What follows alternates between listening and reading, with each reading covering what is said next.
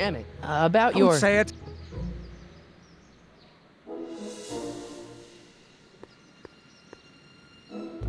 I'd better not. Those lawyers sound kind of nasty.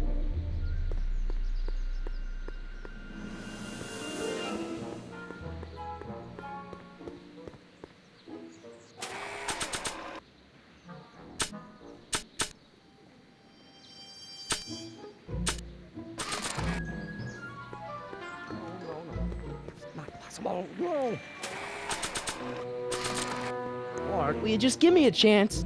harassment's a federal crime, Mr. Callahan. Emmett, about Don't your... say it. Value, but only if the coefficient of friction remains constant and the gravitational constant is variable. Will you just give me a chance? Harassment's a federal crime, Mr. Callahan. Sounds like you're a little scared of your father. Scared of my... The only... Emmett, H2 of A multiplied by the n. Ah!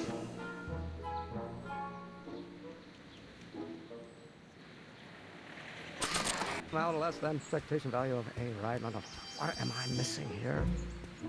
Oh, no. I'm going to be the inverse. Oh, yes, actually, I know. No. It's not possible. No. not sure what that'll do.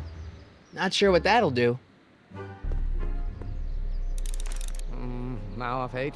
Will you just give me a chance? Harassment's a federal crime. Emmett, about Don't your... say it. Action value of A, right? No. What am I...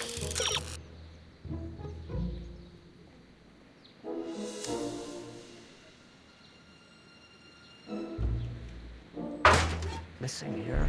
Or do we take H to stand for the Hermitian line operator? But in that case, H to the A multiplied by the inverse of A might not be equal to A's expectation value, but only if the coefficient of friction remains constant and the gravitational constant is variable.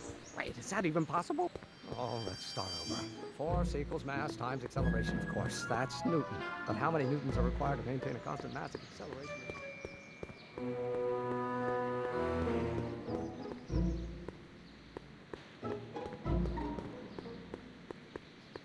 Psst, Doc! Marty, how goes the escape plan? Well, I met your younger self, Great. and I gotta say, you're kind of uptight. What? You won't even talk to me. I find that hard to believe. Tell me what happened. I tried asking him about your rocket drill, but he says he's not a scientist. What? What? Father. What's he got to do with this? In 1931, I was still deathly afraid of my father discovering the truth about my scientific predilections, so I carefully kept them under wraps, practicing science at odd hours, away from his prying eyes. That sucks. It sucked a lot. Fortunately, I eventually stood up to him, but right now, my younger self probably thinks you've been sent by my father to check up on me. What do I do to convince Teen Doc that I'm not a spy? I'm not sure. Why does your younger self mutter all the time? Muttering? Why would I be muttering? I never mutter unless... The Hill Valley Expo! The Expo? Yes, the Expo! How could I have forgotten? In a few months, younger me will put on a demonstration at the Hill Valley Exposition, my first public foray into the world of science.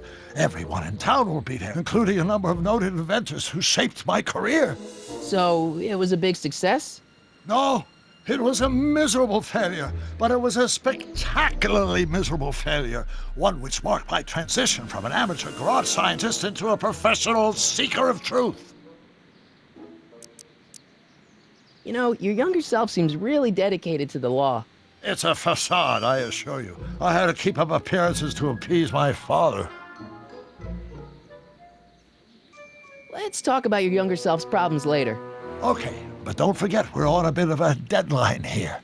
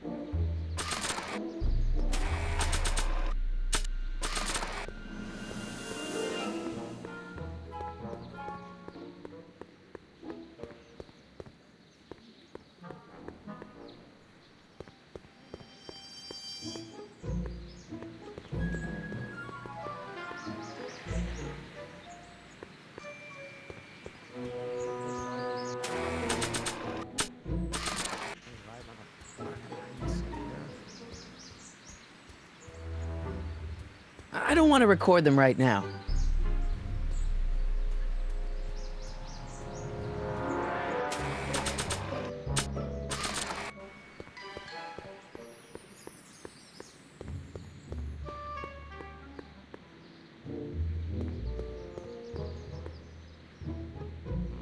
Now, if H stands for one-dimensional harmonic oscillator, then naturally H2A multiplied by the inversion of H has to come out less than expectation value of A, right? No. What am I missing here? Or do we take H to stand for the Hermitian line operator? But in that case, H to the A multiplied by the inverse of A might well be equal to A's expectation value, but only if the coefficient of friction remains constant and the gravitational constant is variable. Wait, is that even possible? Oh, let's start over. Force equals mass times acceleration, of course. That's Newton. But how many newtons are required to maintain a constant mass if acceleration is reduced by the inverse of the derivative of the speed relative to the speed of light? Oh, which brings us back to H.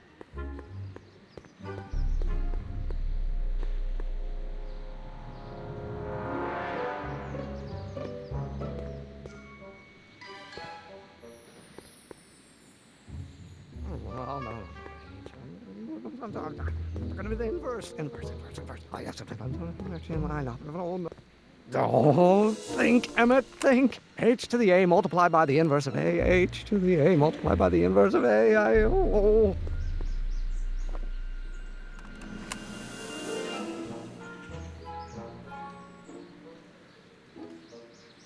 be equal to A's expectation value, but only if the coefficient of friction remains constant and the gravitational constant.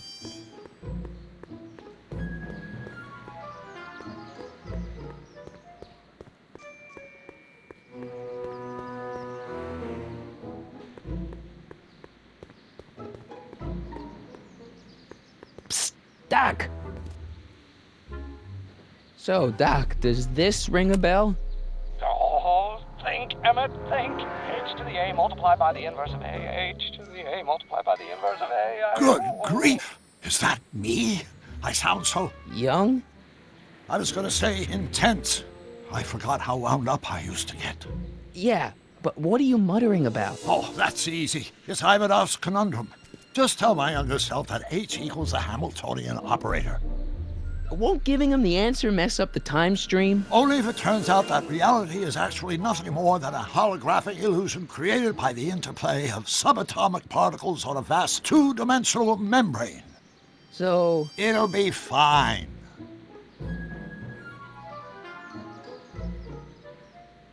hang in there, Doc.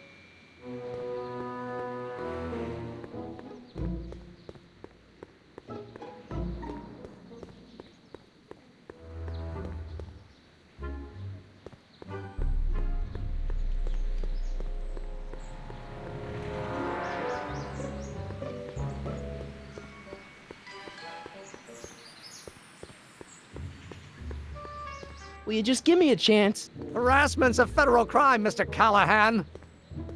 Maybe H equals the Hamiltonian operator. What did you just say? I said maybe H equals the... Hamiltonian operator? Yeah. Great Scott! If H is the Hamiltonian, then H to the A multiplied by the inverse of H can only be the same as the expectation value for A. That's it! That's the solution to Ivanov's conundrum, the problem I've been wrestling with in my head all week! I'm sure you would have figured it out by yourself in a day or two. The way you figured out how to build that rocket-powered drill. Where did you learn so much about science? Well, it's like this. You know about my rocket-powered drill? Then there can only be one explanation. What? You're from the patent office! I confess I didn't quite know what to expect when I sent the paperwork, but I never expected this. Welcome! I'm at your service. What can I do for you? Can I see your rocket-powered drill? Of course, of course. Naturally, it's just a scale model, but it's nearly operational. I can show it to you, say, first thing in the morning? Nah, that's no good. I need to see a full-size model. That's fully operational. Tonight. Otherwise, we'll have to award the patent to a competing inventor, Dr. McCoy. It can't be done! I mean, it might be possible to construct a full-size working model in that time frame, but I haven't got the main ingredient for the fuel. I'll get it for you. What is it? 190 proof grain alcohol. And you know how difficult it is to get a hold of alcohol these days. Especially now that someone's blown up the speakeasy. And besides, there's no way I can get off work until I've delivered this subpoena. It's part of the investigation into the business affairs of Kid Tannen. Is it vitally important you see that rocket-powered drill today? Yes. Is it vitally important you deliver that subpoena today? Yes! Listen, I'll help you deliver it, and I'll see to it you get the alcohol you need. It'll help you get that drill finished by tonight. Deal? Deal. Here's the subpoena. Arthur McFly? I've got to subpoena my grandpa? It's Kid Tannen.